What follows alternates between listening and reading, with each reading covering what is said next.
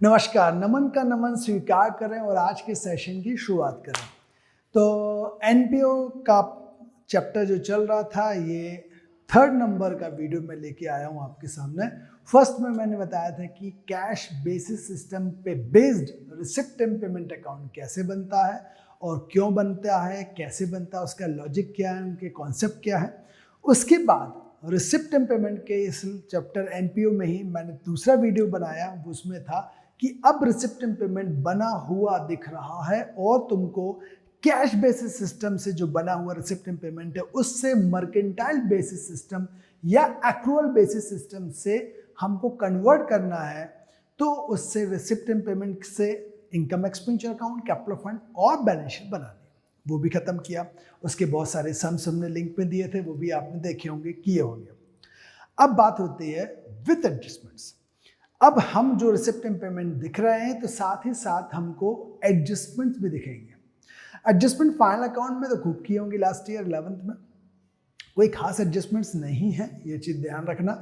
Final account में 11th में तो आपने पता नहीं क्या क्या एडजस्टमेंट्स करी थी, closing stock, outstanding, prepaid, accrued, incurred और क्या बोलते हैं क्रेडिट सेल अगर कुछ हो गई एडजस्टमेंट में तो सेल्स रिटर्न कस्टमर्स ने वापस किया तो डेप्रिसिएशन, ब्ला ब्ला, बैड डेट्स प्रोविजन, ढेरों एडजस्टमेंट्स की थी। इतनी एडजस्टमेंट नहीं पढ़ना है, कम से कम 4 से 5 एडजस्टमेंट करने के काम खत्म। बट ये एडजस्टमेंट सिर्फ 1 साल की एडजस्टमेंट नहीं होगी, ये थोड़ा सा पंगा है। पंगा क्या, थोड़ा सा समझना है और कुछ नहीं। देखो कैसे, मैंने एक पिक्चर बना के रखा है आप लोगों के लिए। फॉर्मेट इनकम एक्सपेंडिचर अकाउंट बनता है, डेबिट में एक्सपेंस लॉस, जैसे 11th में P&L अकाउंट बन जाता है वैसे ही समझना। और यहाँ पर क्रेडिट में income gain, debit credit. Capital fund मतलब लास्ट ईयर की बैलेंस शीट, इसलिए मैंने इस साल में April 1 की डेट डाल दी है, मतलब ओपनिंग, ठीक, ओपनिंग कैपिटल फंड बोलते हैं इसको। और इस साल की balance sheet, liabilities asset, liability asset, same format, same credit liability होती है, डेबिट लिखते नहीं है परंतु समझाने के लिए बहुत जरूरी है। अब बात करते हैं एडजस्टमेंट, बहुत बेसिक्स एडजस्टमेंट्स हैं, वही आउटस्टैंडिंग, प्रीपेड, इंक्लूड, एक्रूड, यही एडजस्टमेंट है, कुछ भी खास नहीं। करना क्या है एडजस्टमेंट्स। नंबर 1 बहुत कॉमन, आउटस्टैंडिंग एक्सपेंस।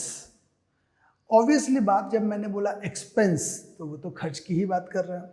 खर्च ऐसा जो अनपेड है, मतलब पक्के की बात है कि आपने अगले से सर्विसेज तो ले ली, अगले ने काम तो कर दिया पर आपने पैसा नहीं दिया, तो इसको मैं अनपेड लिख दूं या due but not paid yet. Due तो हो गया है, मतलब मर्केंटाइल बेसिस सिस्टम के अकॉर्डिंग बनता तो है बॉस, पैसा तो देना पड़ेगा, आपने सर्विस ले ली, अभी नहीं दिया तो अगले साल देना, परंतु हम अभी मर्केंटाइल बेसिस सिस्टम के अकॉर्डिंग एडजस्टमेंट करके 12 मंथ्स के एक्सपेंस और 12 मंथ्स के इनकम को कंपेयर करके सरप्लस या डेफिसिट निकालने के लिए करना पड़ेगा। करते क्या है, जब भी एडजस्टमेंट्स आए दिमाग में एक क्वेश्चन हमेशा, 11th में भी अगर होते तो 11th में भी यही पढ़ाता था, जब भी एडजस्टमेंट कुछ भी आए सबसे पहले पूछा था बच्चों से, बच्चों ये बताओ असेट दिख रही है या लायबिलिटी, और कोई क्वेश्चन दिमाग में नहीं रखो, असेट दिख रही है या लायबिलिटी। तो आउटस्टैंडिंग एक्सपेंस, ऐसा एक्सपेंस जो हमने सर्विसेज ले लिए पर हमने अपना पैसा अभी खर्च नहीं किया है, पैसे नहीं दिए, आज नहीं तो कल देना पड़ेगा, it means it's a liability. अब लायबिलिटी हमारी क्या होती है, क्रेडिट। तो एक तो हमारी लायबिलिटी साइड चला गया, मतलब बैलेंस शीट में चला गया, ठीक है। एक क्रेडिट है तो ऑब्वियसली दोबारा क्या होगा, debit, double entry system, debit और क्रेडिट, एक क्रेडिट है तो दोबारा डेबिट। अब पंगा है नहीं, एक्सपेंडिचर डेबिट दिख ही रहा है। एग्जाम्पल में ले रहा हूं, मान लीजिए सैलरी था 2000 और आउटस्टैंडिंग एक्सपेंसेस मेरे थे मान लीजिए 150 रुपीज़, भाई 150 और देना था, तो एक क्रेडिट तो मैंने कर दिया, आउटस्टैंडिंग सैलरी, ठीक, 150, ये किसकी, इस साल की, करंट ईयर की 150 डाल, इसमें लिख दे रहा हूं मैं फॉर करंट ईयर, बहुत इंपॉर्टेंट है। कुछ मेंशन नहीं है ईयर तो करंट ईयर ही एज्यूम करो जब तक मेंशन ना हो, हमेशा करंट ईयर। अब एक क्रेडिट तो हो गया ऑब्वियसली, दूसरा क्या होगा डेबिट, तो आउटस्टैंडिंग सैलरी 150। अब कई बार बच्चों को ऐसी दिक्कतें आ जाती हैं कि सर प्लस करेंगे कि माइनस, लगता है यार बच्चों का खेल है, प्लस माइनस में कंफ्यूजन क्या, same side plus opposite minus, simple. अगर मैंने इसको माइनस कर दिया मतलब जहां लिखा उसका अपोजिट साइड क्या आएगा, फिर पूछ रहा हूं, फिर समझ लो, same side plus opposite side minus. अगर माइनस है मतलब अपोजिट साइड, मतलब लिखा तो डेबिट है परंतु क्या मानेगा क्रेडिट। और अगर मैं इसको प्लस कर दूं तो सेम साइड मतलब डेबिट का डेबिट। तो आउटस्टैंडिंग सैलरी में एक अगर तुमने लायबिलिटी क्रेडिट कर दी तो ऑब्वियसली डेबिट ही बचा। अब डेबिट बचा और तुम्हें कंफ्यूजन हो रहा है कि प्लस या माइनस, चेक कर लो, सेम साइड प्लस, तो यहां पर एक्सपेंस से जो भी कंसर्न एक्सपेंस उठा के प्लस कर लो, same side plus opposite minus, minus effect, तो यहां पिक्चर खत्म। अब इसी एडजस्टमेंट्स को मैं अगर ये बोल दूं कि नहीं यार पिछले साल की आउटस्टैंडिंग थी वो बाकी थी, अच्छा, लास्ट ईयर की आउटस्टैंडिंग थी, लास्ट ईयर की आउटस्टैंडिंग मतलब लास्ट ईयर की बैलेंस शीट में लायबिलिटी ही रही होगी, सिंपल सी बन रहा, मतलब ये लास्ट ईयर की बैलेंस शीट जिसको हम कैपिटल फंड कह रहे हैं, आउटस्टैंडिंग सैलरी मान लीजिए एग्जाम्पल के तौर पे 250 रुपीज रही, तो आउटस्टैंडिंग का भी एसेट तो बन नहीं जाएगा, ठीक। आउटस्टैंडिंग एक्सपेंस तो एक्सपेंस लायबिलिटी ही रहेगी, चाहे लास्ट ईयर हो, चाहे अगले साल हो, चाहे किसी भी साल हो, आउटस्टैंडिंग एक्सपेंस मतलब देना है। अब एक क्रेडिट रही, डन। अब बात आती है एक क्रेडिट तो दोबारा क्या होना चाहिए, डेबिट, अभी किया, तो इसमें क्या फर्क हो गया, इसमें ये फर्क हो गया, ये एडजस्टमेंट है प्रीवियस ईयर की, मेंशन होगा चिंता मत करो, या तो ईयर लिखा रहेगा या प्रीवियस ईयर लिखा रहेगा, कोई ना कोई ऐसा मेंशन करके दिया जाएगा कि भैया आउटस्टैंडिंग 150 फॉर दिस ईयर और 250 outstanding for the previous year, कुछ ना कुछ मेंशन होगा, चिंता मत करो। तो इस साल का तो अपन ने कर लिया, प्रीवियस ईयर का है तो सिंपल सा चेंज क्या दिख रहा, लायबिलिटी तो लायबिलिटी ही रहेगी, मैंने बताया।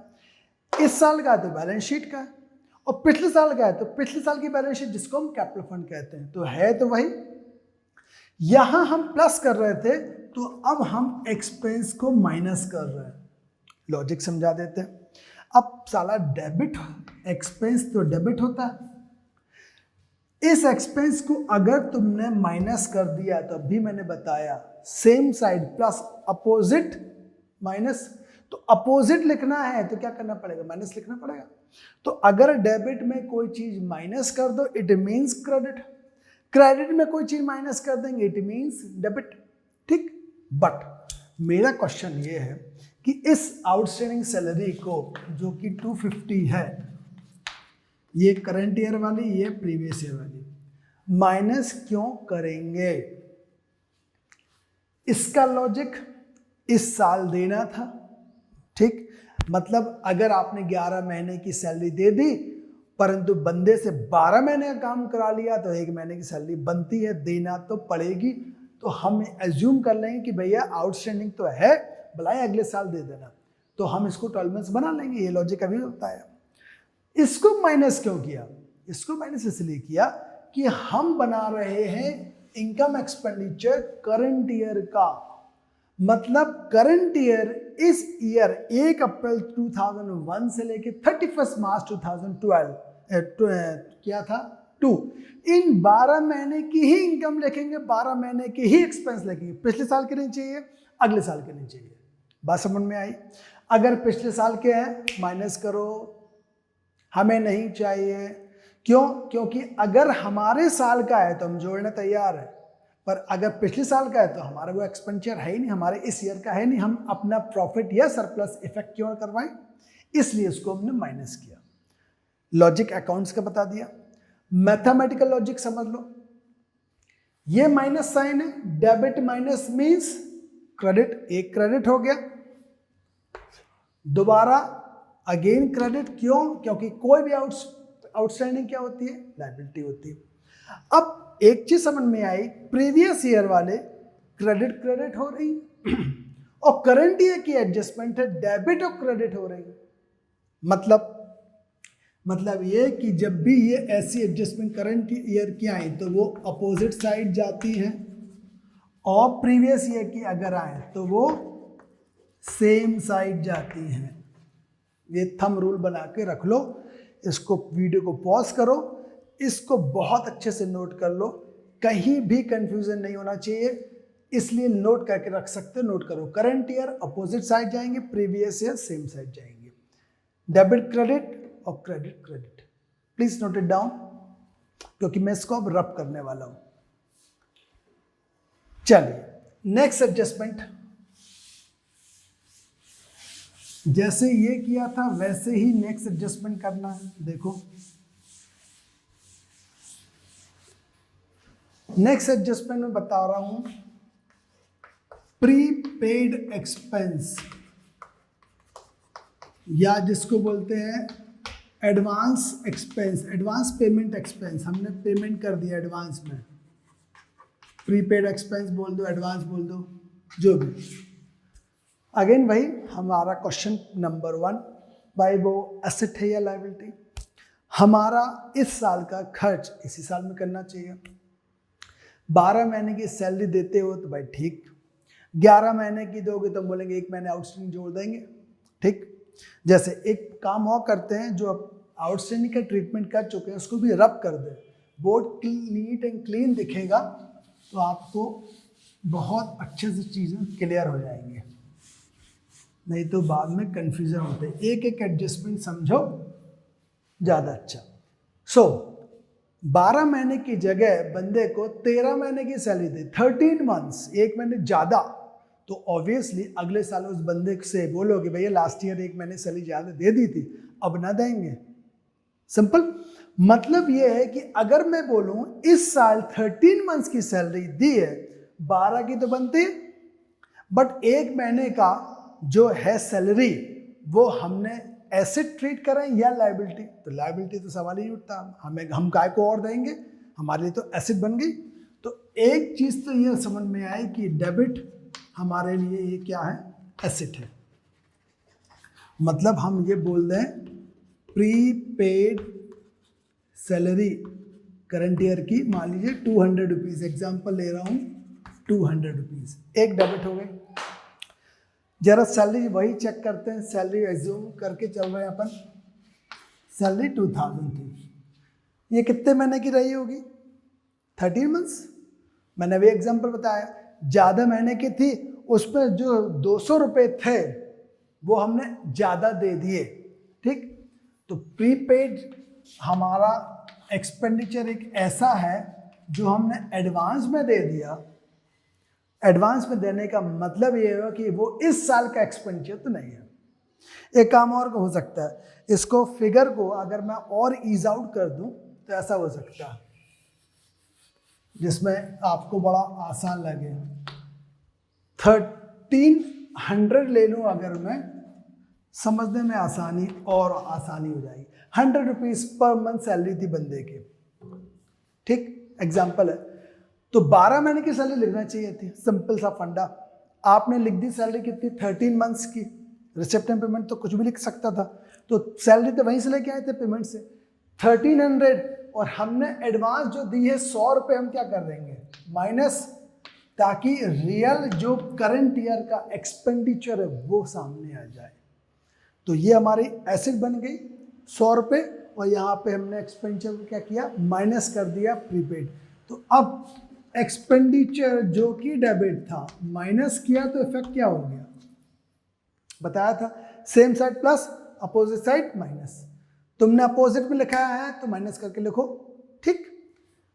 अब यही एडजस्टमेंट अगर प्रीवियस ईयर की होती,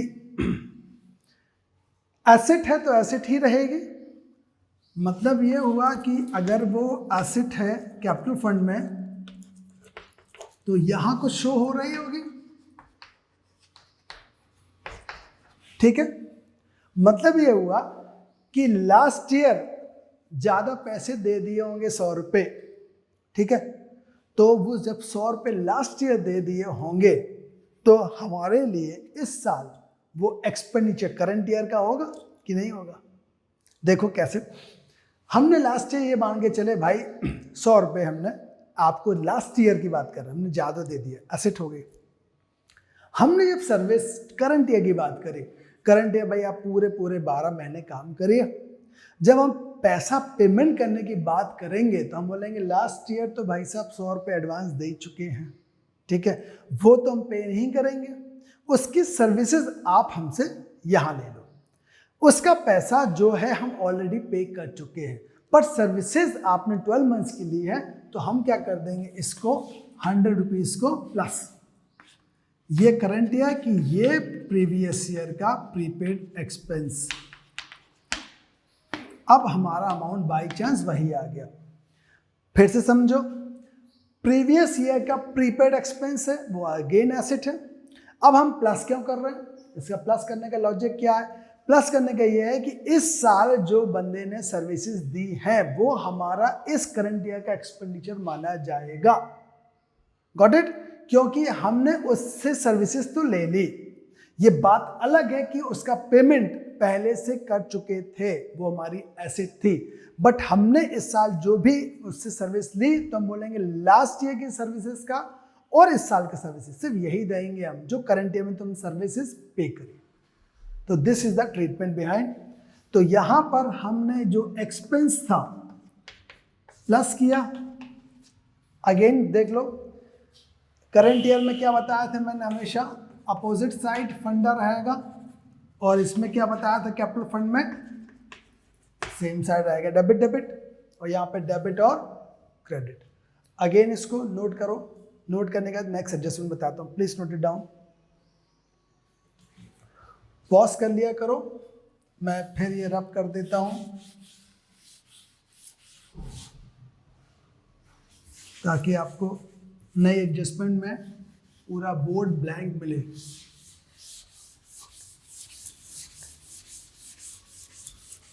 अब तो काफ़ी कुछ पिक्चर क्लियर हो गया होगा आपको।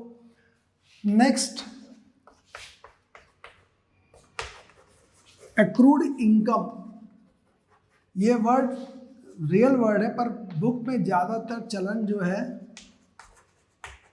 आउटस्टैंडिंग इनकम का है। आउटस्टैंडिंग कॉमन है, आउटस्टैंडिंग एक्सपेंस है मतलब देना, आउटस्टैंडिंग इनकम मतलब मिलना। इसको और अच्छे से समझें, earned but not received yet, हमने कमा तो लिया ठीक, पर रियल में पैसा नहीं मिला।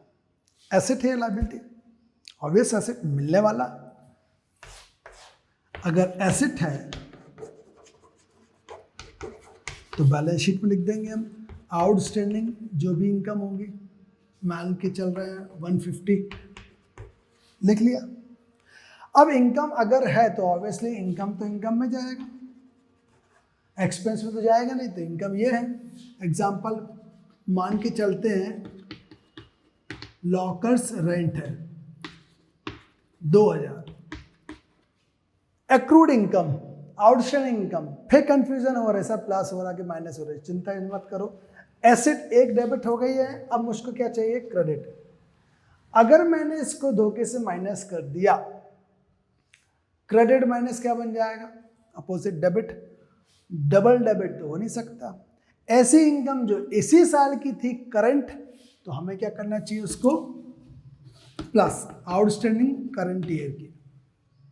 मैथमेटिकल समझ लिया करो प्लस माइनस करके, और फिर अकाउंट्स के लॉजिक के हिसाब से कि ये करंट ईयर की इनकम है जो हमने अपनी सर्विसेज दी थी, तो हमारा राइट बनता है कि ये इनकम हमारी इनकम सरप्लस अकाउंट में आना चाहिए। ठीक, तो इसको मैं यहाँ पर प्लस कर देता हूँ, एक डेबिट हो गया, एक क्रेडिट। अब यही अगर प्रीवियस ईयर हो जाए तो चिंता की कोई बात नहीं। देखो इसी को मैं अगर प्रीवियस ईयर कर दूं, मान लीजिए इसका फिगर ले लेता हूं 250, तो वही बैलेंस शीट की जगह क्या बन जाएगा, कैपिटल फंड, यही आउटस्टैंडिंग इनकम, इनकम का जो भी नाम होगा वो लिख देना आप, तो वो तो सेम रहेगा। हर एडजस्टमेंट याद रखना, एसेट अगर ट्रीट किया था कैपिटल फंड में प्रीवियस ईयर में तो करंट में भी, करंट है तो प्रीवियस ईयर में, लायबिलिटी का ट्रीट किया तो दोनों में लायबिलिटी, तो प्रीवियस में अगर ये था तो ऑब्वियसली वही रहेगा। अब इनकम में अगर मैंने धोखे से प्लस कर दिया तो एक डेबिट एक क्रेडिट रहेगा, रॉन्ग। क्यों? क्योंकि कैपिटल फंड में क्या बताया था मैंने, सेम साइड, मैथमेटिकल समझा रहा हूं। तो अगर इनकम जो क्रेडिट होती है उसको अगर माइनस करके लिख दूं तो opposite effect, credit minus debit. तो इसको मैं आउटस्टैंडिंग इनकम जो कि प्रीवियस ईयर थी उसको माइनस कर दिया, करंट ईयर में अपोजिट, प्रीवियस ईयर में सेम साइड। ठीक, लास्ट एडजस्टमेंट देखते हैं।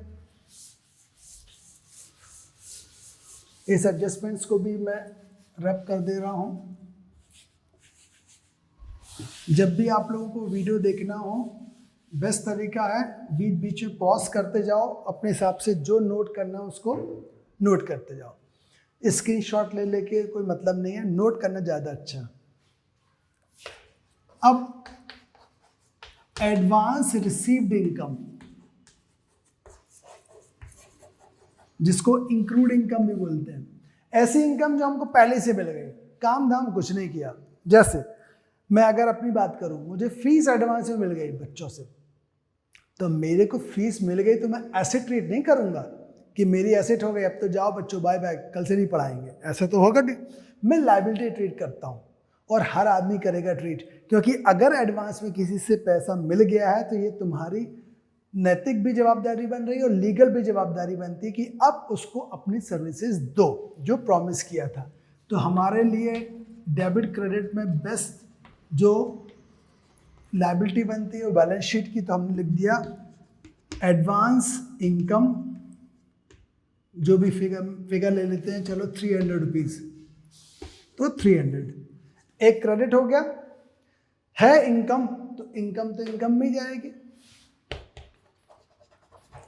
कुछ बच्चे ये कर लेते हैं, बहुत गुस्सा तो बहुत आती है, एक क्रेडिट से तो डेबिट एक्सपेंडिचर में ले जाए। अरे बाबा, इनकम की चीज़ तो इनकम में लिखोगे ना, वहीं पे लड़ो झगड़ो, प्लस या माइनस ये करते रहो, ऐसा नहीं करो। सर सैलरी है प्रीपेड, क्या करें, सैलरी को इनकम में लिख दिया, क्रेडिट में लिख दिया। मैथमेटिकल तो सही लिखा क्रेडिट में, बट लॉजिकल तो गलत है। इनकम को एक्सपेंडिचर कौन बनाता हो गया? तो याद रखना, इनकम अगर है बोल रहा हूं तो यहां नहीं आना है एक क्रेडिट कर दिया तो दोबारा डेबिट कर दिया, नहीं। ये जो लॉकस रेंट लिखा था तुमने, मान लीजिए 2000 रुपये लिखा था, तो 300 रुपीज़ हम इसको माइनस कर लेंगे, advance received income. Credit minus क्या हुआ? क्रेडिट माइनस मतलब डेबिट। एक्सपेंस हमेशा डेबिट ही रहेगा। अगर सेम इफेक्ट करना है तो प्लस और अपोजिट करना है तो माइनस, परंतु इनकम साइड नहीं जाएगा, वाइस वर्सा इनकम में ही रहेगी।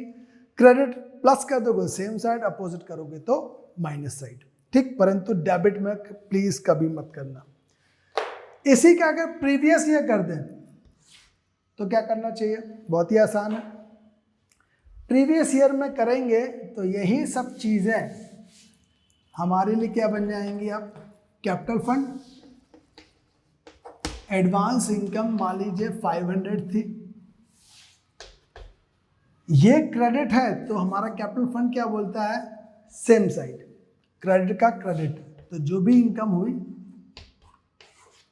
प्लस यहां पे हमने एडवांस इनकम प्रीवियस ईयर की प्लस, खत्म। अब इसके अलावा एक जो प्रॉब्लम्स जो समझ में आई है मेरे को, इसके बावजूद भी सम्स नहीं बनते। क्यों नहीं बनते भगवान जाने, सब कुछ करने के बावजूद भी। वो क्या है प्रॉब्लम, वो समझते हैं अपन। प्रॉब्लम सबसे बड़ी जो मुझे समझ में आई है वो ये है लैंग्वेज की प्रॉब्लम, बुकिश लैंग्वेज। अब बुकिश लैंग्वेज को तो आपको एडजस्टमेंट करना ही पड़ेगा। उसके लिए क्या तरीका? उसका तरीका ये है, क्योंकि सबके ऑथर अलग है, कोई अलग टी.एस. ग्रेवाल से पढ़ रहा है, तो कोई पीसी तुलसीन सर से पढ़ रहा है, कोई SM शुक्ल सर से पढ़ रहा है, सबके ऑथर अलग अलग है, ठीक। ऐसी कंडीशन में आप क्या करो, जब भी एडजस्टमेंट्स पढ़ो एक छोटी सी समरी बना लो। आउटस्टैंडिंग, प्रीपेड, एक्रूड इनकम बोल दूं या आउटस्टैंडिंग इनकम बोल दूं, आउटस्टैंडिंग ज़्यादा वर्ड कॉमन आएगा इसलिए, और एडवांस इनकम, ठीक। ये समरी अपने जो भी सेंटेंस पढ़ा वो ये देखे कि ये एक्सपेंस है कि इनकम है। जैसे मैंने बोल दिया लॉकर्स रेंट स्टिल ड्यू, अब साला पंगा है, स्टिल ड्यू क्या मतलब, अब तुम्हें मालूम होना चाहिए लॉकर्स रेंट इनकम होती है तुम्हारी या एक्सपेंस होता है। Just hold on. अगर मान लीजिए आपका ऐसा है कि ऐसी इनकम है जिसमें कुछ लिखा ही नहीं है, देना है लेना है, तो तुम्हें दिमाग लगाना पड़ेगा लॉकर्स रेंट का मतलब क्या हुआ। लॉकर्स रेंट एक इनकम है, जो एनपीओ का चैप्टर जानते हैं वो बता देंगे दिस इज इनकम, ओके। ऐसे एक एग्जांपल में बोल दूं सैलरी स्टिल ड्यू, अब बोल सर इसमें एक्रूड इनकम मान लें, आउटस्टैंडिंग एक्सपेंस मान लें, पिटना पड़ेगा तुमको। अरे सैलरी है बाबा, सैलरी मतलब क्या होगा, पेमेंट साइड, एक्सपेंडिचर है ना, तो एक्सपेंडिचर से रिलेटेड सिर्फ यही एडजस्टमेंट्स होंगे और इनकम से रिलेटेड सिर्फ यही एडजस्टमेंट होंगे, ये तो कॉमन सेंस है।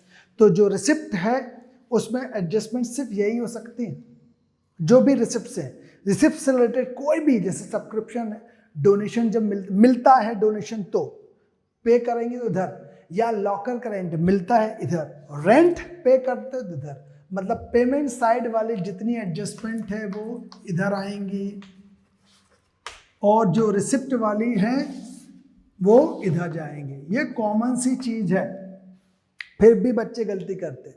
दूसरी गलती जो करते हैं प्लस माइनस की, पता नहीं क्यों दिमाग नहीं लगाते। अगर तुम्हें लॉजिक बाद में क्लियर करना है, पहले मैथमेटिकल समझना है, तो पहले मैथमेटिकल ठीक कर लो, 2 कॉलम बना लो, एक एडजस्टमेंट समझ लो आउटस्टैंडिंग क्या होता है, एसेट या लायबिलिटी। अगर तुमको मालूम है लायबिलिटी होती है, एक एडजस्टमेंट बोल रहा हूं, बाकी ऑटोमेटिकली पूरा ग्राफ बन जाएगा। तो दूसरा क्या होगा, एक्सपेंसिव प्लस, एक एडजस्टमेंट से मैं पूरा बनाऊंगा। ये जो भी होगा उसका उल्टा, मतलब मैं ये करंट ईयर की बना रहा हूं तो ये प्रीवियस ईयर। प्रीवियस ईयर और करंट ईयर में क्या ध्यान रखना, यहाँ हर में मैं क्या लिखूंगा, balance sheet balance sheet balance sheet, और यहाँ पे क्या लिखूंगा, हर जगह कैपिटल फंड। एक दूसरा, मैं यहाँ जहां प्लस कर रहा हूं वहां पे क्या करूंगा, मैं माइनस, समरी समझना है आपको, माइनस। तीसरा, यहां मैं अपोजिट करूंगा, डेबिट क्रेडिट क्रेडिट डेबिट, वहां पे डेबिट डेबिट क्रेडिट के मतलब सेम साइड। देखो ये जो है ये तो एज इट इज है, तो इसको कैपिटल फंड, एक क्रेडिट तो दोबारा भी क्रेडिट। ये एक्सपेंस प्लस था तो एक्सपेंस एक्सपेंस जहां लिखते वहीं लिखना है, एक्सपेंस माइनस। मैंने इसी को देख के बनाया। प्रीपेड आउटस्टैंडिंग का जस्ट अपोजिट प्रीपेड हो गया, ये क्रेडिट था ये डेबिट हो गया क्योंकि प्रीपेड एसेट होती है। ये प्लस था तो हमने माइनस कर दिया, क्रेडिट हो गया, राइट। इनका अपोजिट यहां कर दो, उल्टा पुल्टा उल्टा पुल्टा, कुछ दम नहीं है। ये as it is capital fund, एक डेबिट तो दोबारा भी डेबिट, यहां माइनस तो यहां प्लस, राइट। जैसे ऊपर किया वैसे ही तो नीचे करना। रिसिप्ट में कोई भी इनकम आती है पहले दिमाग लगाओ, आउटस्टैंडिंग इनकम मिलने वाली इनकम है हमारा लिए एसेट है, तो एक बैलेंस शीट एसेट तो दोबारा इनकम प्लस। ये समरी अपने पास दिमाग में सेट कर लो। जो डेबिट है वो डेबिट यहां रहेगी, बैलेंस शीट की जगह क्या वर्ड यूज करेंगे हम, कैपिटल फंड। ये प्लस थी इनकम तो हम यहां पर क्या करेंगे, minus, same side same side same side, ठीक। यहां जो था इसका अपोजिट, ये बैलेंस शीट डेबिट था, अब क्या कर दें हम क्रेडिट। ये इनकम प्लस थी तो क्या कर दिया, माइनस। इजी। इसका अपोजिट ये, इसका अपोजिट ये, इसका अपोजिट ये, इसका अपोजिट ये, इनका अपोजिट ये किया, इसका अपोजिट खुद बता सकते हो। ये क्रेडिट है तो कैपिटल फंड में, सेम साइड इनकम में प्लस। इजी। तो ये एक जगह चाहे तो पिक्चर्स अच्छे से ड्राफ्ट करके पेस्टिंग कर लो। ध्यान रखना, अगर साफ साफ एक्सपेंस इनकम दिख रहे हैं तो वो तो बहुत अच्छी बात है कि ये एक्सपेंस रिलेटेड, ये इनकम से रिलेटेड है। अगर नहीं दिख रहे हैं तो दिमाग लगाओ कि वो जो एडजस्टमेंट है, मैंने एग्जांपल दिया, लॉकर्स रेंट इज ड्यू। अब लॉकर्स रेंट ड्यू मतलब क्या, एक्रूड इनकम, आउटस्टैंडिंग इनकम या आउटस्टैंडिंग एक्सपेंस। तो तुम्हें दिमाग लगाना है कि लॉकर रेंट तो इनकम होती है यार, तो इधर आएगा।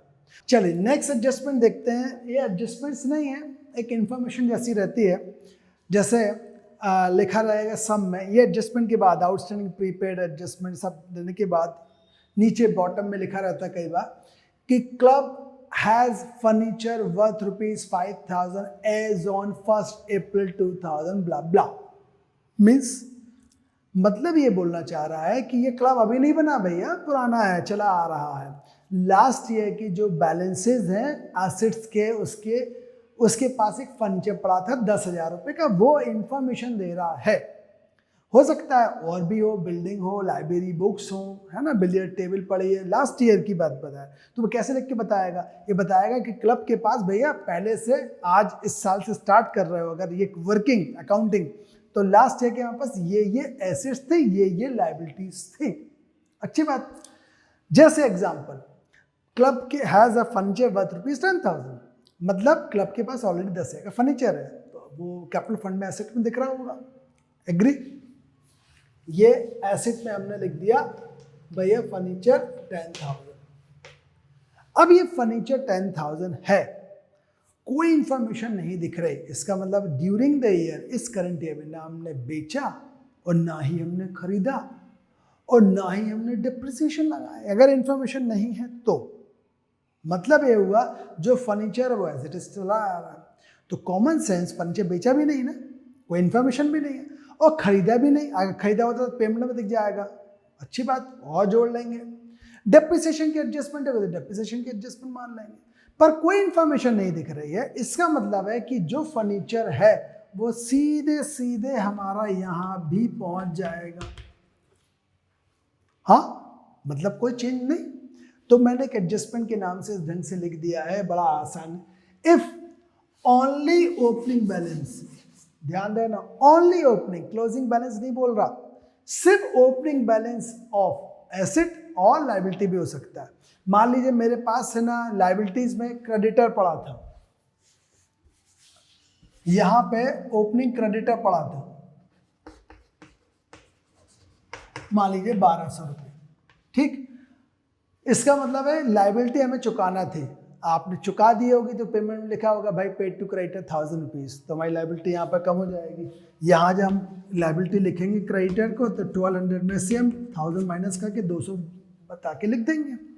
और हो सकता है कि हमने पे ही नहीं की, तो हमने जब पे नहीं की तो लायबिलिटी एज इट इज अभी भी बनी हुई है, जैसे फर्नीचर।